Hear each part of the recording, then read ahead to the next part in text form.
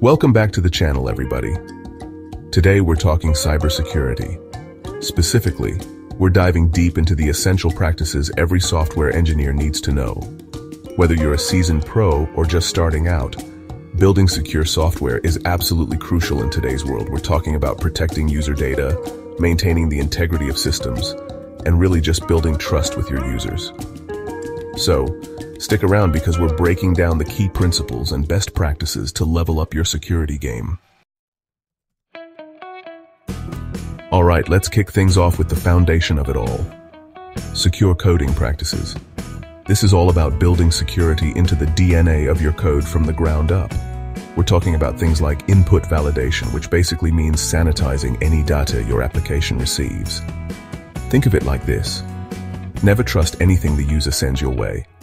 Always validate and sanitize. Next up, we've got output encoding. This helps prevent injection attacks, which can be seriously bad news. By encoding your output, you're essentially making sure that malicious code can't be injected into your application. And of course, we can't forget about authentication and authorization. You need to make sure that only the right people have access to the right data.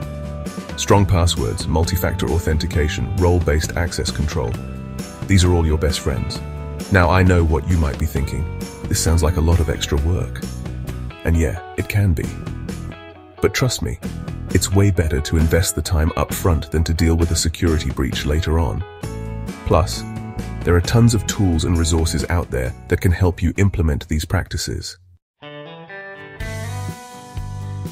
So, we've talked about secure coding, but now let's zoom out a bit and talk about threat modeling. This is basically the process of identifying potential security threats to your application and then figuring out how to mitigate those risks. It's like thinking like the bad guys, trying to find vulnerabilities before they do. The first step is to really understand your application. What data does it store? How does it interact with other systems? What are the critical functionalities? Once you have a good grasp of your application, you can start brainstorming potential threats. Think about things like SQL injection, cross-site scripting, denial of service attacks, all the nasty stuff. Now, for each threat, you want to assess the likelihood of it happening and the potential impact if it does. This will help you prioritize your mitigation efforts. And speaking of mitigation, there are a bunch of different strategies you can use. From implementing security controls, to using encryption, to simply accepting the risk if it's low enough. The key here is to be proactive. Don't wait for a security incident to happen before you start thinking about threat modeling. Alright, so you've implemented secure coding practices, you've done your threat modeling, but you can't just stop there. Security is not a one-time thing, it's an ongoing process. And that's where regular security audits come in. Think of these audits like regular checkups for your code. They help you identify any vulnerabilities that might have slipped through the cracks or any new threats that have emerged. Now, these audits can be done internally by your own team, or you can bring in external experts for a fresh perspective. Either way, you want to make sure that the audits are comprehensive and cover all aspects of your application. During an audit, you're basically looking for any weaknesses in your code, your infrastructure, or your security policies. This could include things like outdated software, misconfigured settings, or even just plain old human error. Once the audit is complete, you'll get a report outlining any vulnerabilities that were found. And then it's time to roll up your sleeves and start fixing them. The frequency of these audits really depends on your application and your risk tolerance. But as a general rule of thumb, it's a good idea to do them at least once a year, or even more frequently if you're dealing with highly sensitive data. Let's talk about encryption. This is one of the most powerful tools in your cybersecurity arsenal. In a nutshell, encryption is all about transforming your data into an unreadable format, making it virtually impossible for unauthorized users to access it. Think of it like this. You have a super secret message that you need to send to your friend.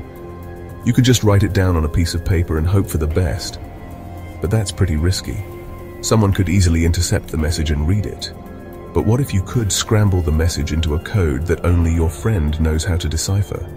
That's essentially what encryption does. There are two main types of encryption: symmetric and asymmetric. Symmetric encryption uses the same key to encrypt and decrypt data, while asymmetric encryption uses two different keys, a public key and a private key. Now, encryption is not just for data in transit, like when you're sending information over the internet. It's also crucial for data at rest, meaning the data that's stored on your servers or devices. By encrypting your data, you're adding an extra layer of protection, making it much harder for attackers to steal sensitive information, even if they manage to breach your defenses. We've covered a lot of ground today, but here's the thing about cybersecurity. It's a constantly evolving field. New threats are emerging all the time, and the tactics used by attackers are becoming more and more sophisticated. That's why continuous learning is absolutely essential. Think of it like leveling up your skills in a video game. You can't just rely on the same old weapons and strategies if you want to defeat tougher enemies. You need to keep learning new techniques and upgrading your gear. The same goes for cybersecurity. You need to stay up to date on the latest threats, vulnerabilities, and best practices. This means reading industry blogs and articles, attending conferences and webinars, and even just following security experts on social media. And don't be afraid to get hands-on with your learning. There are tons of online courses and certifications that can help you deepen your knowledge and gain practical skills. Remember, the more you know about cybersecurity, the better equipped you'll be to protect your applications, your data, and your users. So, that's a wrap on cybersecurity essentials for software engineers.